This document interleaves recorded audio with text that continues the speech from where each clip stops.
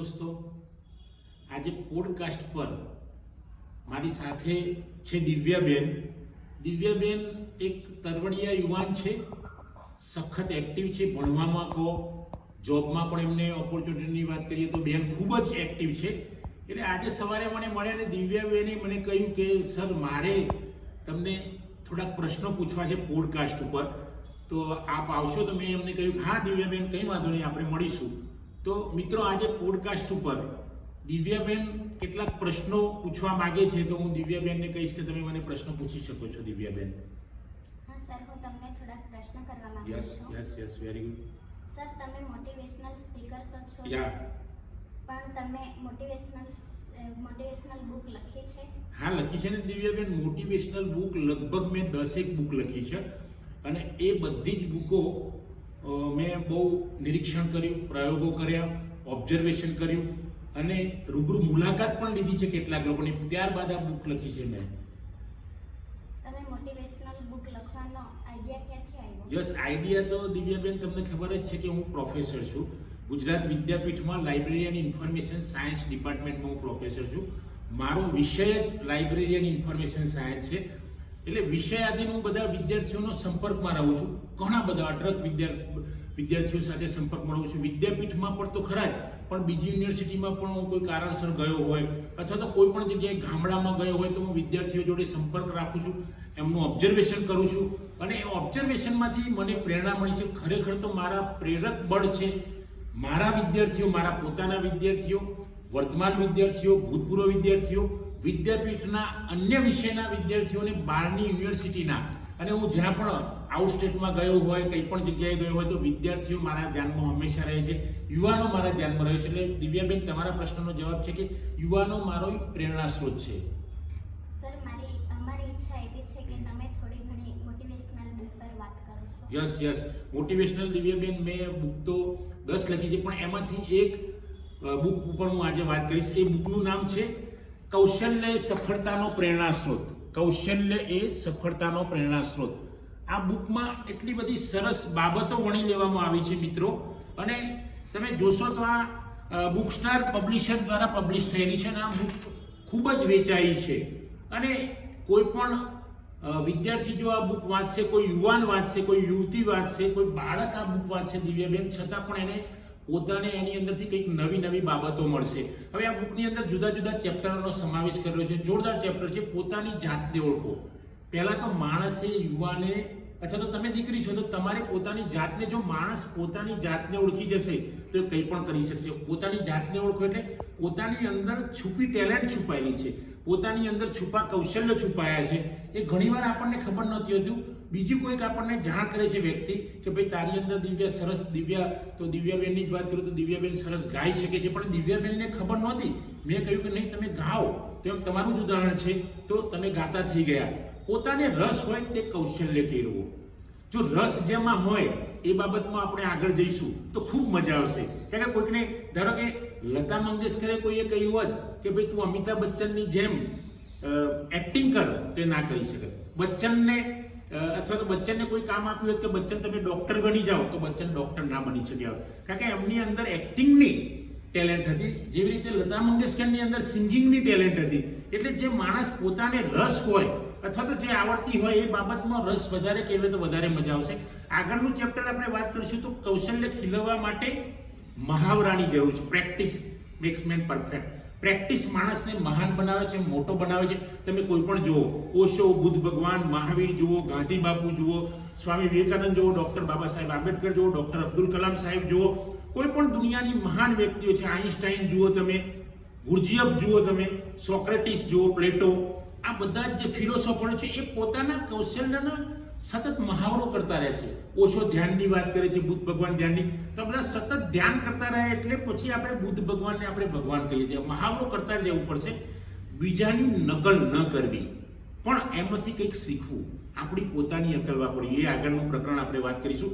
એટલે નકલ કરવા કરતાં જે વ્યક્તિ, ધારો કે અમારા એક સ્ટુડન્ટ છે ઉર્મિલાબેન વસાવા, તો ખૂબ સરસ ગાય છે, એની નકલ કરવા જઈશું તો આપણે નહીં ગાઈ શકીએ, કારણ કે એને ભગવાને જ એનો અવાજ સરસ સુંદર સૂર આપ્યો છે.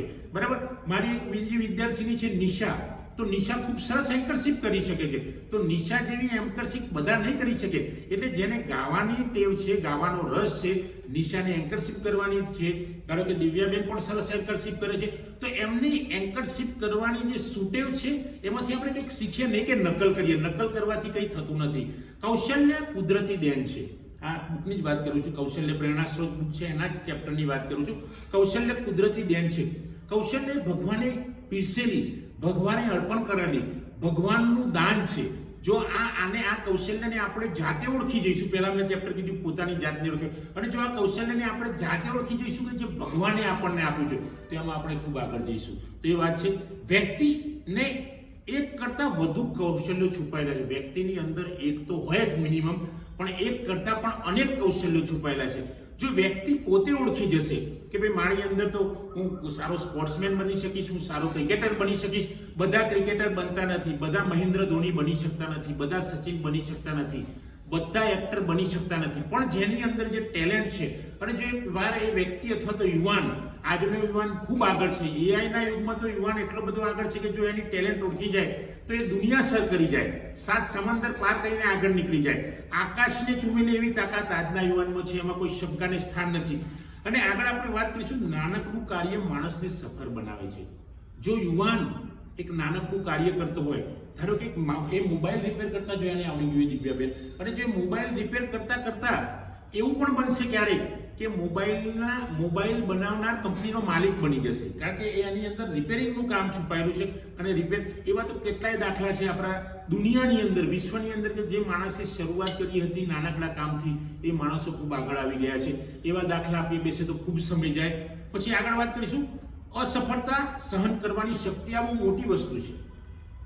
બચ્ચને ઘણીવાર કીધું છે એમના ઇન્ટરવ્યુમાં, અમિતાભ બચ્ચને, કે ભાઈ એક સમય એવો આવેલો કે મને દૂધ આપવા વાળાએ દૂધ પણ બંધ કરી દીધેલું, પણ છતાંય, અને એમણે એમના એક લેક્ચરમાં એવું કીધેલું કે ભાઈ મને મદદ કરવાની ધીરુભાઈ અંબાણીએ પણ વાત કરેલી, પણ પછી એ વખતે હું મૌન રહેલો.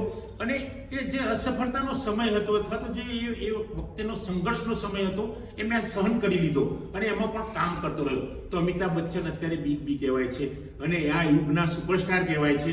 તો જ્યારે માણસને અસફળતા સહન કરવાની ટેવ આવે, એ જ બહુ ખૂબ મોટી વસ્તુ છે. એ સુટેવ છે, ટેવ નથી. અસફળતા સહન કરવી એ ટેવ નહીં, સુટેવ છે. જો આ ટેવ માણસમાં આવી જશે દિવ્યાબેન, તો માણસ ખૂબ આગળ નીકળી જશે. કારણ કે સફળતા તો સૌ સહન કરે, પણ જ્યારે અસફળતા મળે છે ત્યારે દરેકને દુઃખ લાગે. હું હોય, તમે હોય, બીજા ભાઈઓ હોય, બધાને દુઃખ લાગે. પણ એ અસફળતા સહન કરવી એ તમારી અંદર મનોબળને મજબૂત બનાવવું પડશે. અને એ ભગવાનને પણ પ્રાર્થના કરો કે ભગવાન મને જે આ શક્તિ, ગીતામાં પણ કહ્યું છે કે ભાઈ દરેક જગ્યાએ, તો ગીતામાં પણ કીધું છે કે તમે તકલીફમાં હોય ત્યારે ભગવાન મને સહન કરવાની શક્તિ આપ.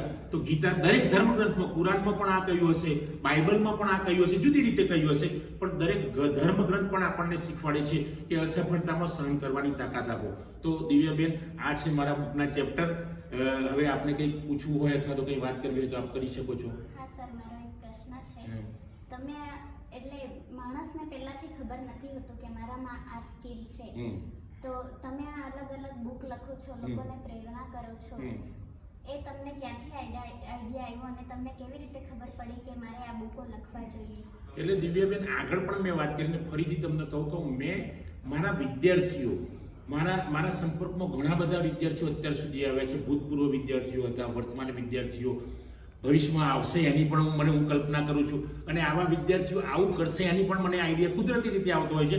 અને વિદ્યાર્થીઓને જોઈને મને એટલો બધો આનંદ આવે છે કે વિદ્યાર્થી ક્લાસમાં બેઠો હોય અને હું ભણાવતો હોય તો એની કોઈ ટેલેન્ટ હોય તો હું એને ઓળખી જાઉં છું, ને એ ટેલેન્ટનો હું પણ ઉપયોગ કરું છું. એમાંથી હું પણ શીખું છું મારા વિદ્યાર્થીમાંથી, અને મને કંઈ આવડતું હોય હું વિદ્યાર્થીને પણ શીખું છું. એટલે મારી પ્રેરણા સ્ત્રોત તો છે બેન, તમને દિવ્યાબેન કહીશ તો વિદ્યાર્થીઓ, અને જે પણ યુવાન, મને હું કંઈ ટ્રેનમાં મુસાફરી કરતો હોય, બસમાં મુસાફરી કરતો હોય, ઇવન ટેક્સીમાં મુસાફરી કરતો હોય, પણ ત્યારે મને કોઈ વિદ્યાર્થી મળી ગયો હોય તો હું એના સંપર્કમાં આવું છું, અને સંપર્કમાં આવીને એની જોડે વાતો કરું છું, ને વાતોમાંથી ઘણી બધી પ્રેરણા મળે છે. અને હું મારી બુકમાં લખું છું, ઓબ્ઝર્વેશન કરું છું ખાસ તો દિવ્યાબેન. હા સર, અમે તમારા ઘણા બધા વિડીયો જોયા અને અમને ઘણી પ્રેરણા મળી. એવી અલગ અલગ લોકોને પણ પ્રેરણા મળી છે, અને અમને લોકો દ્વારા પણ સાંભળવા મળ્યું છે કે તમારા સરનું આમ અલગ અલગ બુકો લખે છે અને વિડીયો બનાવે છે, એના પરથી ઘણી બધી પ્રેરણા મળે છે. બિલકુલ. એટલે દિવ્યાબેન આમાં હકીકત બુક લખવાની પ્રેરણા તો બીજી એક બાબત પણ કહું, હું હંમેશા હકારાત્મકતા જ વિચારું છું, પોઝિટિવ રહેવાનું. કોઈ પણ બોલી ગયું હોય થોડીક વાર અથવા તો કોઈ તકલીફ થઈ ગઈ તો પોઝિટિવ જ લેવાનું, નેગેટિવ લઈશું નહીં. એટલે લખવાની પ્રેરણા પણ પોઝિટિવિટી પરથી મળી છે કે હું હંમેશા દરેક બાબતને પોઝિટિવલી જોઉં છું. એટલે ખાસ હકારાત્મકતા આપણા માણસ પર હોવી જોઈએ અને સતત આપણને ઈશ્વર જુએ છે એ પણ અહેસાસ થવો જોઈએ. તો આપણે સારા લેખક, સારા મોટિવેશનલ સ્પીકર પણ બની શકીએ અને દુનિયામાં કંઈ પણ કરી શકીએ. તો દિવ્યાબેન, હવે કોઈ પ્રશ્ન છે આપનો? ના સર, હવે કોઈ પ્રશ્ન નથી. ઓકે. તો મિત્રો, દિવ્યાબેને સરસ પ્રશ્નો પૂછીને આજના જે મોટિવેશનલ વિડીયોને ખૂબ મોટિવેશનલ બનાવ્યો છે. તો મિત્રો, જો આ અમારો અને દિવ્યાબેન બંનેનો વિડીયો જો આપ સૌને પસંદ આવે અને લાઈક કરો, શેર કરો, મારી ચેનલ સબસ્ક્રાઇબ ન કરી હોય તો કરો અને આપ આપના મિત્રોના ગ્રુપમાં શેર કરો, સ્ટેટસ પર મૂકીને શેર કરો. Thanks friends. જય હિન્દ.